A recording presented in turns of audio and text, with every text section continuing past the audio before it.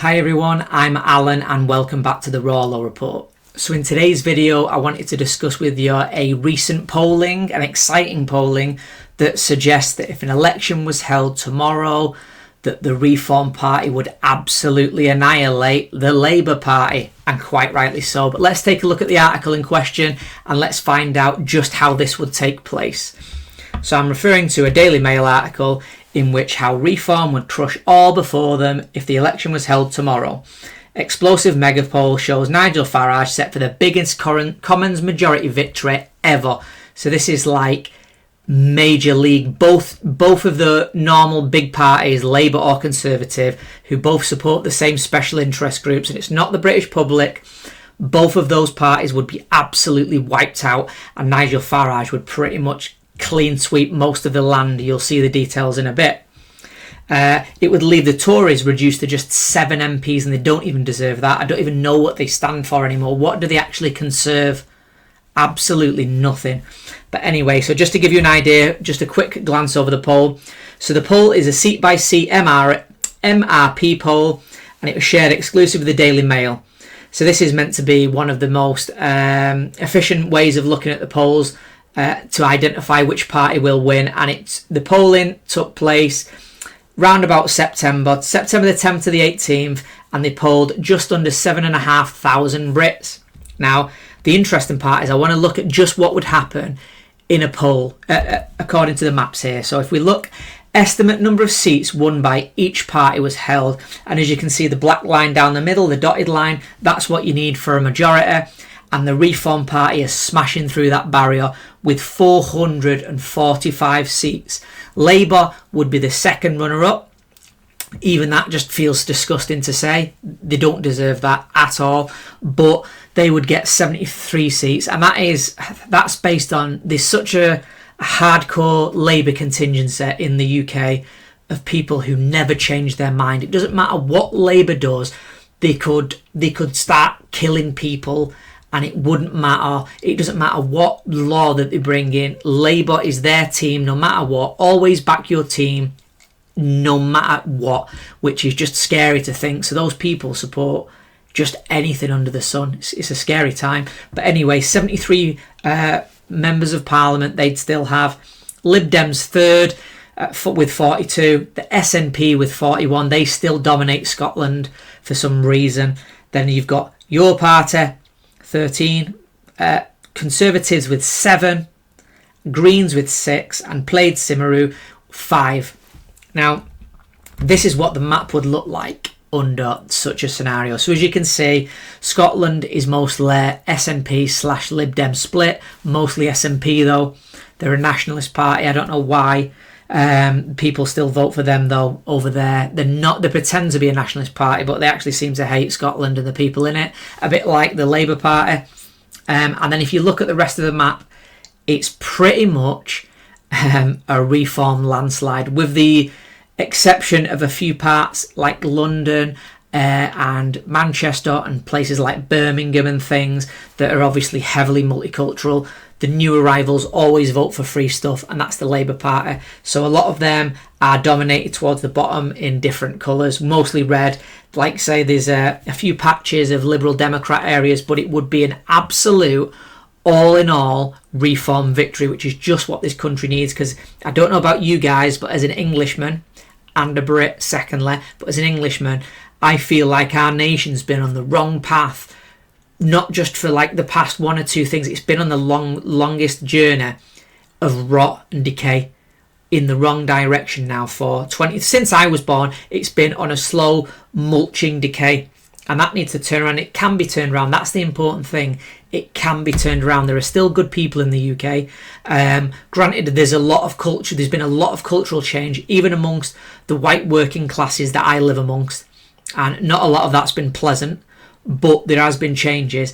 It can be reversed. We can literally derail a lot of the bad things that have been done and pull it back on class. And I talk about this all the time, but the monetary system is behind a lot of this. So the fact that this group of people can indiscriminately print money and create waves of inflation, it's destroyed our way of life. And as a result, We have to come up with new ways of doing things. So, for example, the welfare state in the UK has been so generous over time that it's really promoted single mothers, single motherhood. So it's destroyed the actual family structure. A lot of young men have no reason to be in a committed relationship when they can be thrown out at the drop of a hat. You know, there's been so many dynamics to all of the money printing that's happened across the Western Hemisphere and how that's fed into inflation. You know, if you look back in time, just to put this into perspective, in sort of the 60s, one man could go out, work, his missus could stay home and look after the house and the children. They could have multiple children and afford it on that one wage. And in the modern day, fast forward to the modern day, two people can be working. Your kid is in somebody else's hands all day being brainwashed at the local school, talking about things that they shouldn't be talking about. And as a result, you still don't have enough sometimes to sustain yourself, to run a good family. And that's as a result of excess money printing and the ability to create debt on a whim, which is what all Western governments at the minute have been doing. So, there's been so much devastation across the UK, and it would be nice to see some of the things pulled back. Now, I've looked at Reform. Are they a perfect party? Of course not. Nobody's a perfect party. But I think they could solve a lot of it. So, one of the main flowing issues in the UK does follow around mass migration. Indiscriminately letting in millions of people into the UK to help themselves to our system, our schools, our NHS, our welfare state, then the housing stock, isn't good for British people. It's sad that there's still a small, hardcore, far left contingent who believes that endless migration is okay and doesn't affect anything. But in the real world, there are massive impacts. And Reform are one of the only parties that I actually believe will try to stop these things. And the best way, of course, to stop these things is to stop the welfare tea. If you stop people getting top priority access to the housing, to the schools, getting subsidised everything, their children subsidised, they will simply stop coming here. It's not like loads of Africans and loads of Middle Eastern people love the beautiful UK weather and the UK culture. Most of them don't actually like it here and they don't like the people here, but they come for all the free stuff that's on offer. So if you actually stop that, you can save literally billions across all of the systems, the NHS, school places, you name it. You can save so much money by fixing these issues. So, Reform aren't the be all and the end all, but they're a great place to start. I do believe that. Now, again, we'll flock to what people voted for and what issues now that affect them the most. Now, I've said this before, no matter what, it's always the economy, stupid. And this is basically down to here, 59%. It's always the cost of living. It's the first thing that people think about. If they see their food bill going up, they see the rent going sky high, they can't afford to live or have any type of fun. After all, we are human beings and we're not batteries. If you can't afford to have any type of fun or look after your basic family or your basic needs, people will vote you out of power. It's that simple. It is the underlying issue that pins every election cycle. That pretty much never changes. It's always the main issue. And as you can see, 59%, it's got most people. And at the minute, under Labour, everybody is suffering. Inflation's high, tax. Nobody's seen any reward from the taxes because it's done on deliberately to destroy UK purchasing power. They just want you poor. It's not like that they want to spend it on infrastructure and they think there's a way to make the UK better. They might as well throw your money down the grid. They hate you and they want you to suffer. That's the Labour Party, unfortunately, the UK. And the second biggest issue at 47%, immigration. There's no doubt about that. At the minute, living in the UK, it is everywhere. Unrelentless mass migration, changing neighbourhoods for the worse, no social cohesion, many different languages spoken. The reasons that majority of the new arrivals are coming here, not because they love the UK and they have skills to offer, it's because we have a lot to offer them. As a result, they flood here, they take the social housing, they take benefits, they take NHS is under strain, they take school places, all these types of things. A lot of them languish on benefits and don't contribute at all.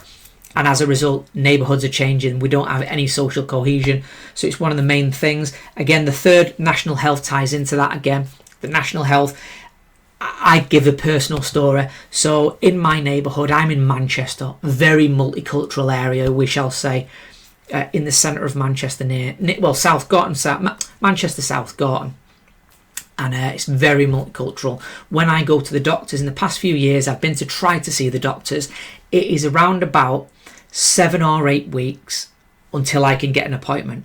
7 or 8 weeks for a basic appointment to see my own doctor. And it was never like that when I was growing up, when the demographics were different and the area wasn't flooded with people. Now my girlfriend, who lives in Yorkshire, up Yorkshire way, she phones up and she gets an appointment within 2 or 3 days. So if you look at that, it's not rocket science. It's the demographics of basically where you live. Around me, there's a lot of, let's call them new arrivals, who've helped themselves to a lot of free services. I was literally in there the other day, and one of them was going, I've just arrived, I want to sign up to a doctor, and was at the reception window negotiating all of that business. And it does, guys, it has a massive impact. So the NHS, people are seeing it go under. If I need emergency surgery or I need an appointment, am I confident I can be seen in time to get any type of issue that I have corrected? Not even remotely. Not even remotely. There's a massive issue in the UK with that. Crime, policing and justice. I mean, 22%, it should be a lot higher. It should be a lot higher, given the nature of the fact that the policing, they're too busy running around arresting people for tweets in the UK, as opposed to investigating in real crime. I mean, I think we're on par for about, is either 13 or 16,000 people online making racy tweets this year, hate crimes and all that sort of stuff, which is way more than any other nation, including Russia, that nation that the TV likes to attack because it's a big filthy communist bloc, the authoritarian in charge of Vladimir Putin. But yet we have more people arrested for spicy tweets. Doesn't make sense. And at the same time, crime in every other area is going up.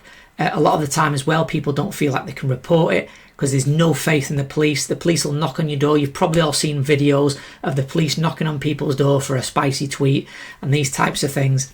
That needs to change, guys. We've also have a 2-tier system in the UK of justice. Look into it. I won't bore you with cases now. I could do videos on it, but at the minute, it's massive. It's so easy and visual to see. It's quite scary living in the UK at the minute. It is like George Orwell's 1984. It really is. And that's why I make these videos. It's really important that we break away from the 2-party system and free the UK of the special interest groups that rule over it, who want to hurt us. And there is special interest groups, guys. Believe you and me. And then we'll go down the list, and it's just basically social care, support for the elderly and vulnerable, climate change, cutting taxes, education and schools, and then it goes down the list. But as you can see, the main issues are the ones that it tends to always flow around these issues. And at the minute, Labour give a lot of gas work. We're going to fix it. We'll have one in, one out. People want mass repatriations right across the board. They're tired of paying for other people. They're tired of seeing their tax money as good as thrown in the bin and being completely wasted. They want that money in their pocket or spent on their local community and local infrastructure, and they want to thrive, and we're not thriving in the UK. I have just another incident about me and my life. People of my age group, I know so many people who want kids and they're putting it off, and that's just having one. We need like 2 to 3 to create a replacement level fertility rate basically. And people are, well, can we afford this? Rent's so high. We'll think about building up a deposit, maybe getting a house in a year's time. Or it's like so difficult. And these are all good people that I know who should be having 2, 3, 4, 5 kids and flourishing and extending Britain and carrying on the same traditions. And instead, it's a different demographic having all the kids. It's the lower end of the food chain a lot of the time who tend to have kids out of wedlock, even without partners, and just get looked after and get free housing. And the UK's become a ridiculous place at the minute in many respects. So good, hard-working people can't flourish, but everybody else can flourish as a result of those hard-working people. We've got a country upside down, and as a result, the strains are pushing through. You're showing it in signs of how people are living, how people are. Sorry guys, I feel like my throat's going here. But yeah, in terms of, it's just overall bad. So I'm so pleased to see that polling, because it's kind of reflecting how I think people are they're starting to get there. In the UK, it's been a very, very slow turning worm. I mean, the fact that people went out at the last election and voted for Labour has been shocking, but I think there's been a lot of realisation, even with the people that voted Labour, like, whoa, this stuff is not what I voted for. So that is fantastic poll, guys. I just wanted to show that today. The downside is, unfortunately, unless the Labour break Britain, we've still got, I mean, they still could, to be fair, but it looks like that poll is, 3.5 years away. It'll probably be even more cemented by then for reform, given that I think in the meantime, Labour will absolutely destroy the economy. I'm going to document it every step of the way. I'm going to document the world economy in general, banking, gold, metals, precious metals, you name it. And I wanted to discuss that. So thank you, guys. Thanks for watching. If you can, leave a comment. It helps with the algorithm. As always, please like, share and subscribe, and I will see you in the next video. Thank you for watching, guys, and I do hope that you like the content.